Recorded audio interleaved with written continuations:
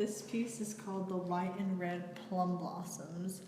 It was made between 1710 and 1716 CE in the Edo period of Japan, and it was painted from ink watercolor and gold leaf on paper. The artist was Ogata Kurin. He painted this on two paper screens that depict a flowing stream surrounded by two plum trees. The red plum tree symbolizes youth and strength, since the color red connotates liveliness and vitality. The trunk looks thick and strong, as characteristic of a young man. In fact, the red plum tree is said to represent Corin's youthful days. Corin is the artist of this piece. It is also the mirror of the positive side of one's life. Like Monica said, to contrast the red plum trees, the white plum tree is old and thin. The flowers are delicate and soft-looking and suggest a calm, stable state of mind. The white plum tree also represents Corinne's mature self. Right. The stream in the center, dividing the two trees, is dark and slightly twisty. It starts off broad and becomes gradually more narrow, which suggests the changes in the dynamics of Corin's life. The elegant pattern in the stream also symbolically expresses the rhythmic flow of water in nature, as it has swelling metallic curls and spirals that are a visual illusion of flowing water. The stream starting off broad and then narrowing may symbolize the idea that youth is a time of prosperity, a time where one is not faced with many hardships, but as life progresses and one gets older, the road gets narrow and hardships start to arise. The concept of Neo-Confucianism is also represented in this landscape by depicting that by meditating one can be united with nature. Similar to Buddhism, which is mainly prominent in India, some similar aspects of Buddhism can be founded in Neo-Confucianism. For instance, by meditating, one can achieve enlightenment and attain nirvana. Right. Corin utilizes in his piece black ink and blotchy washes of a gem-like mineral color that helps the image seem both abstract and realistic at the same time.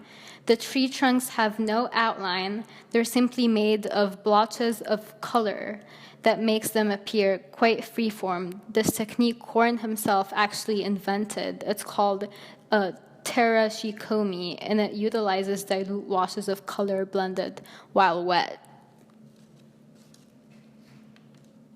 Now, in the second piece, there are differences and similarities between this landscape and this piece called Travelers by Mountains and Streams. Travelers by Mountains and Streams was painted by the artist called Fan Quan during the Song dynasty in China. He used ink on a silk hanging scroll, and it was to serve as a reflection upon Quan himself and to depict the universe as a balanced place.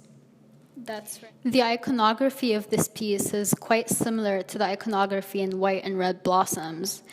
The path symbolized life's journey, much like the stream does.